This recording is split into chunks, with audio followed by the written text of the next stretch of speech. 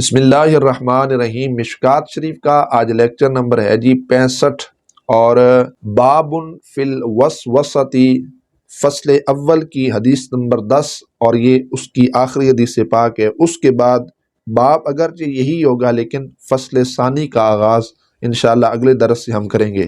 وعنہ قال، یہ روایت بھی انہی سے ہے، مطلب حضرت سیدنا جابر رضی اللہ تعالی عنہ سے۔ وہ فرماتے ہیں قال رسول اللہ صلی اللہ علیہ وآلہ وسلم، اللہ کے محبوب صلی اللہ علیہ وآلہ وسلم آپ نے ارشاد فرمایا ان الشیطان، بے شک جو شیطان ہے، قد آئسا، تحقیق وہ مایوس ہو چکا، من ان یعبدہ المصلون فی جزیرۃ العرب، کس سے کہ عرب کے نمازی اس سے پوجیں۔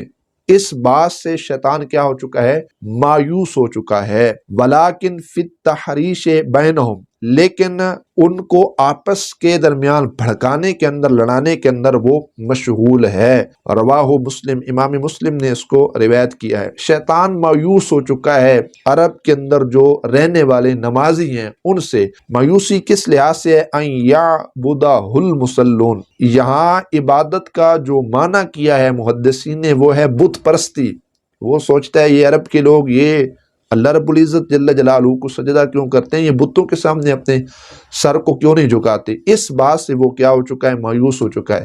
اور عرب کے اندر رہنے والے لوگ بالخصوص توحید کے حوالہ سے ان کے ذہن کے اندر یہ بات مستحکم ہے، الحمدللہ اللہ رب العزت ہی ہے عبادت کے لائق، اسی کو ہی سجدہ کرنا ہے، اور وہی جو ہے نا عبادت کے لائق ہے، وہ بے نیاز ہے، اسی کی بارگاہ میں ہم نے سجدہ کرنا ہے۔ بتوں سے وہ لوگ بالخصوص بیزار ہو چکے ہیں۔ تو شیطان تو یہ چاہتا ہے کہ وہ کیا کریں؟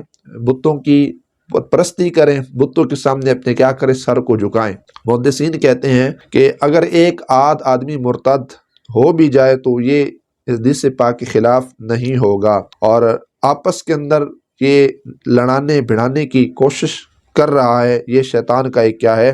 وتیرہ ہے۔ اور یہاں پر ایک بات یہ ہے کہ اس کی مایوسی کا ایک معنی یہ بھی ذکر کیا گیا کہ وہ یہ چاہتا تھا کہ پورے عرب کے اندر لوگ شرک کرنے لگ جائیں، بتوں کے سامنے جو ہے نا سر کو جھکائیں، بتوں کی عبادت کریں، بت پرستی کریں، لیکن ایسا نہ ہوا تو جس وجہ سے اس کو کیا ہوگی؟ انتہائی مایوسی ہوئی۔ اللہ تعالیٰ جل جلالہ حدیث پاک کے معنی و مفہوم پر عمل کی توفیق نصیب فرمائے، حدیث پاک کا پیغام آگے پہنچانے کی توفیق نصیب فرمائے، اور اللہ رب العزت حدیث پاک کے تصدق سے ہم سب کی حاجات اپنی بارگاہ میں قبول فرمائے، اور اس کے فیضان سے، اس کی روحانیت سے، اس کے فیوز و برکات سے اللہ کریم ہم سب کے سینوں کو مستفیض فرمائے۔ وآخر دعوانا ان الحمدللہ رب العالمین۔